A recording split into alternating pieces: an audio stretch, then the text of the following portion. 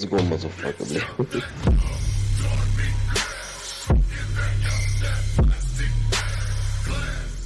Welcome back to my YouTube channel, no, mga ka-chairman. Ito na naman, bagong reaction video, bagong segment na naman, Idol Kids Philippines 2025 re-reaction na natin. Nag-start na pala to, hindi ko alam. So, baka may mga hindi tayo ma-reaction na, ma-review. Comment down below nyo na lang kung anong mga gusto nyong mga i-review pa natin, ihabol natin. Sino mga contestant ang gusto nyo pang i-review natin maliban dito kay Queen, no? Pero ngayon, siya muna ang ating re-reactionan, re-reviewin, komentan lahat na.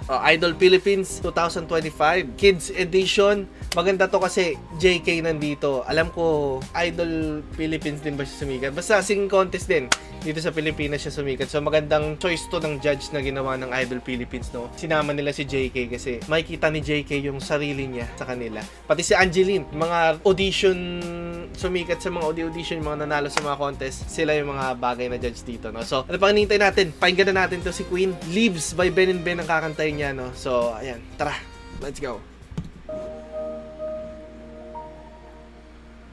I can think of all the times you told me not to touch the light. I never thought that you would be the one. And in the end, Una, medyo mababa yung kanta mababa yung kanta para sa boses ni Queen. Yan. Boss ni Queen ay medyo matinis, tsaka mataas kasi bata pa, tas babae. Kanta na to medyo, ewan ko kung doon lang sa note na pinagkuhan ng piano sa key, pero parang ang baba para sa kanya, no? Tuloy natin. can you tell me if it was worth the try so I can decide? Di ba mababa, di ba? Kasi yung paghabol niya dun sa may last word na yun, tas yung last note niya, parang kinapos yung hangin niya. Hindi niya na maibaba ng gusto para dun sa Dota na yun, no? Leaves will soon grow from the barrenness of trees, and all will be alright in time. Oh, you never realize someone wanted. You learn to forgive.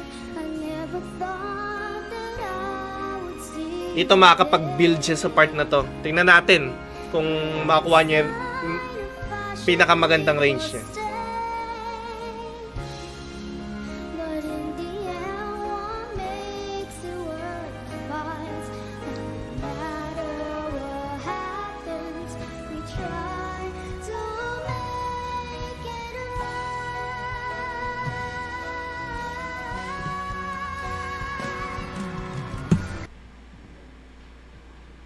Bumirit na pala sa ano, no? Ang angas ng pag-scoop niya. Napakainhin. Ayun yung birit na mahinhin. Ibang style na itong bata na to. Maganda. Parang mala auto-tune yung pagkaka-transition niya ng birit, eh.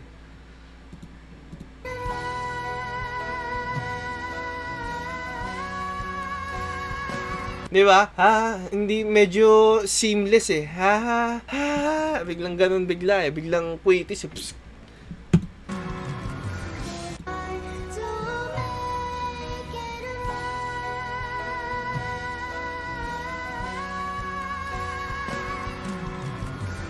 from the past where I'm to live. All will be alright in time. But all of the stars will know that it's real. May naalala akong tunog sa kanya. Alam niyo yung mga nung high school kasi kami, nanonood kami sa mga teatro, yung sa mga Ibon na Darna, yung sa Filipino subject, yung No Limit ang Ere. Para siya yung mga tunog nagteatro, no? Yung profile ng boses niya buo, tapos yung vibrato sa dulo, yung parang mala tunog Disney yung boses niya, yung kantang Disney, yung mga musical ng Disney, ganun yung boses niya. Napaka-unique talaga, ibang klase. All will be alright in time. All will be alright.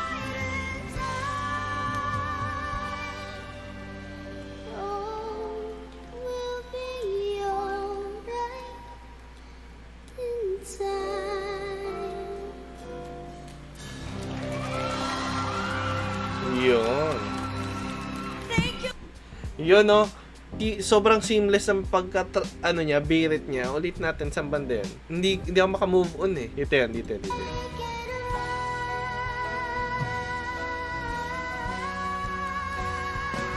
Biglang biglang ganun, no? Although kasi medyo hindi mo mapapansin dahil sobrang smooth tsaka sobrang hinhin. Hindi siya strong na mahinhin siya. So, para dito kay Queen ay siguro gusto ko pa sa kanya makarinig ng iba pang kanta.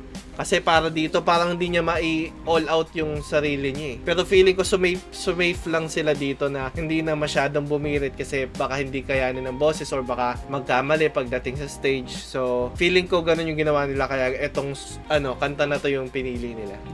Yan, ito excited ako JK. Tingnan natin. Oh my God, Queen! Wow! You know, ito yung isa sa mga rason ba't sobrang nai-enjoy ko yung kung saan man ako ngayon kasi lahat kayo iba-iba. You're all unique in your own special ways. And Queen, what you did tonight, it's the epitome of pure. Makeup boy nandito ni JK?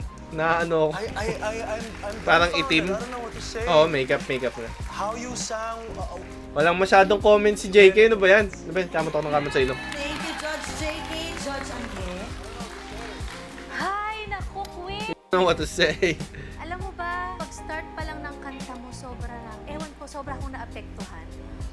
Hindi ko alam kung bakit kasi ikaw yung klase ng singer na kahit hindi ka bumirit, naapektuhan.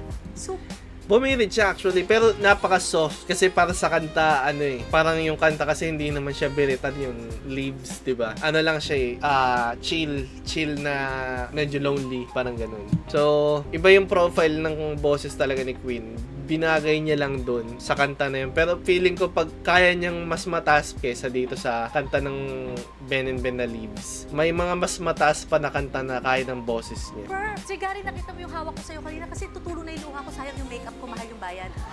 So hindi ko tinuloy, Queen. Kasi sobra akong naapektuhan sa performance mo and nakita ko, narinig ko na talagang sa ganyang age mo, meron ka ng signature sound.